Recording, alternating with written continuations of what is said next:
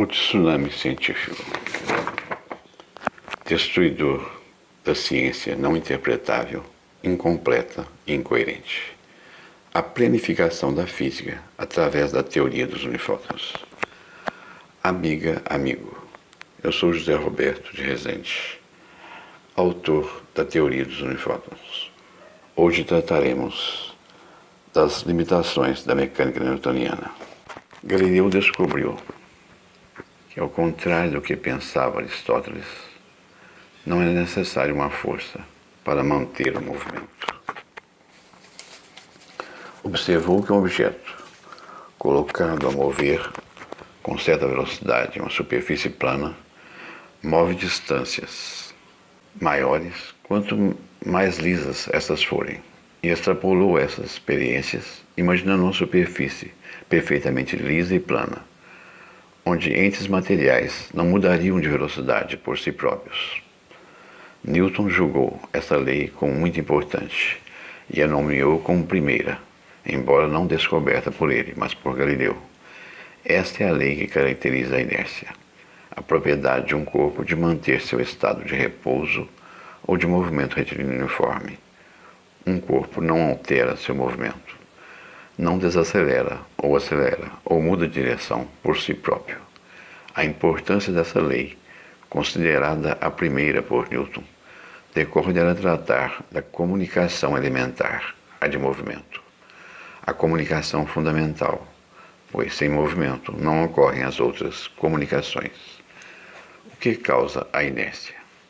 Para os unifótons, não ocorre mudança de movimento quando não estão colidindo, pois essa é a forma básica das interações. Para os físicos matemáticos, a velocidade de uma estrutura material constituída é a média vetorial das velocidades dos seus constituintes. Assim, o que gera inércia é a não alteração dessa média, o que ocorre quando uma estrutura material não sofre força externa resultante. E para isso ocorrer, não pode existir nas estruturas materiais fontes ou sumidouros de velocidades. E se estas ocorrerem, então o saldo das fontes e dos sumidouros de velocidades deve ser nulo, e assim é como se não ocorressem. Mas essas fontes e sumidouros existem, pois quando soltamos uma pedra, ela ganha velocidade, e quando lançamos uma pedra para cima, ela perde velocidade. Então o que devemos procurar são as fontes de velocidades e os sumidouros das mesmas que as cancelam.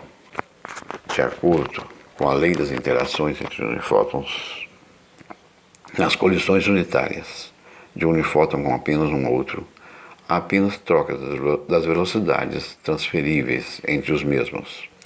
Então, se houvesse apenas esse tipo de colisões entre os unifótons de uma estrutura material, essa não iria acelerar por si só, apresentaria inércia. Por outro lado, ainda de acordo com a lei das interações entre unifótons, nas colisões múltiplas de um unifóton com mais de um outro, pode não haver conservação da velocidade. Na colisão de um unifóton em movimento com outros que estejam parados, por exemplo, há aumento da velocidade. Componente de velocidade de um aparece em mais de um. A aceleração do sistema de unifótons participantes da interação, onde ocorre uma fonte de velocidade.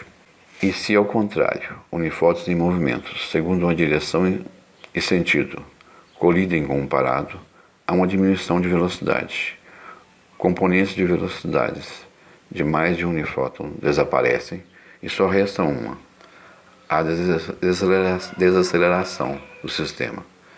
Há um sumidouro de velocidade. Como a todo aumento de velocidade em uma parte de uma estrutura material básica em bar, corresponde simultaneamente uma diminuição igual e contrária em outra parte, então as estruturas materiais, por constituírem-se por embás, não aceleram por si sós. As embás, conforme já vimos, são estruturas arredondadas de camadas de unifótons, onde camadas de unifótons menores envolvem a camadas de maiores. Desconsideremos para as colisões múltiplas dos unifótons em um embá as fortuitas, pois essas podem ser fontes ou sumidores de velocidade, em igual probabilidade e intensidade, e em qualquer direção. E como são muitas em um ímbar, essas se cancelam. As fontes de velocidade não fortuitas, colisões de unifóton com mais de um, naturalmente ocorrem somente no sentido de menor para maior densidade de unifótons, no sentido do centro das embás. Essas fontes convergentes de velocidades, por causa desta convergência, resultam em correspondentes sumidouros de velocidade, colisões de mais de um unifóton contra um, que ocorrem continuamente e simultaneamente em regiões mais centrais das embás. Um embar caracteriza-se por apresentar uma densidade crescente na direção de seu centro e por apresentar em si as fontes e os correspondentes sumidouros de velocidade. Percebe-se dessa maneira que a lei da inércia vale para as embás, isto é, elas não aceleram sem efeito externo.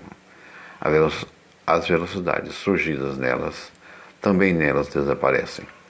Como embás constituem a todas as estruturas materiais, então a inércia ocorre para toda a matéria. Newton constatou, mas não explicou, que a inércia podia ser medida pela quantidade de matéria, pela massa e vice-versa. Para medir a massa e a inércia, propôs a expressão, que é a sua segunda lei. M é igual a F dividido por A, onde F é a força aplicada na massa, na inércia M, e A é a aceleração decorrente da força F. Se, por exemplo, com a mesma força, a aceleração de uma porção de matéria for 2 vezes maior que a de outra, então sua inércia e sua massa são a metade da inércia e da massa da outra. Para Newton, inércia é propriedade da matéria, e então a quantidade de matéria é medida da inércia, mas não explicou o que faz a quantidade de matéria ser a medida da inércia. O que faz a quantidade de matéria ser a medida da inércia? Como a teoria dos unifótons interpreta esse fato? A velocidade vetorial de uma porção de matéria é a média vetorial das velocidades de seus unifótons, de seus constituintes em última instância. Acelerar uma porção de matéria é alterar a média das velocidades vetoriais de seus unifótons. A soma das medidas que determinam uma média oferece uma medida da resistência à alteração da mesma. Por exemplo, se calcula o comprimento médio de pregos, concluo que, quanto maior a soma desses comprimentos, menor o efeito nesta média da troca de um deles. Cada unifóton tende a uma velocidade escalar média. Logo, a soma das velocidades escalares dos unifótons de uma porção de matéria determina uma medida de sua resistência à aceleração, uma medida de sua inércia e uma medida de sua massa. Agora interpretamos a dependência da inércia da quantidade de unifótons, da quantidade de matéria. Mas Einstein constatou que há uma velocidade máxima na natureza, a da luz no vácuo, c. A partir dessa constatação, Einstein inferiu que a inércia, alterando a visão de Newton, não dependia apenas da massa, mas também da velocidade da mesma. Quanto maior a velocidade, maior a inércia.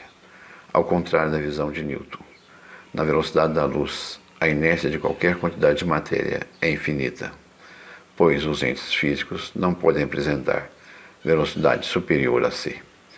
Einstein inferiu da existência de uma velocidade máxima que a inércia cresce com a velocidade, mas não interpretou o que faz a inércia crescer com a velocidade. O que faz a inércia crescer com a velocidade? Como a teoria dos unifótons interpreta este fato? É a orientação dos vetores de velocidade dos unifótons de uma porção de matéria que dá a velocidade. E depois de todos orientados em um sentido, a porção de matéria está na velocidade máxima possível. Eis a interpretação da inércia infinita para a máxima velocidade. A inércia cresce com a velocidade, pois quanto mais vetores de velocidades dos unifótons estiverem orientados em um sentido, menos efeito na velocidade e a estrutura material terá o alinhamento de outros vetores de velocidade. Eis a interpretação do crescimento da inércia com o crescimento da velocidade das estruturas materiais. Newton não previu o crescimento da inércia com o crescimento da velocidade de uma estrutura material, pois não interpretou o que determina a velocidade de uma estrutura material. Einstein inferiu o crescimento da inércia com o crescimento da velocidade da massa, mas não a partir da interpretação do que determina a velocidade de um ente material, mas a partir da constatação da existência de uma velocidade máxima e absoluta.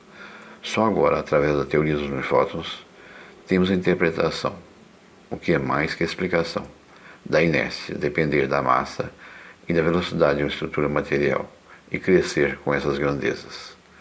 Explicamos as limitações da mecânica newtoniana, mas, como veremos no próximo capítulo, não existem limitações apenas na mecânica de Newton, mas também na de Einstein.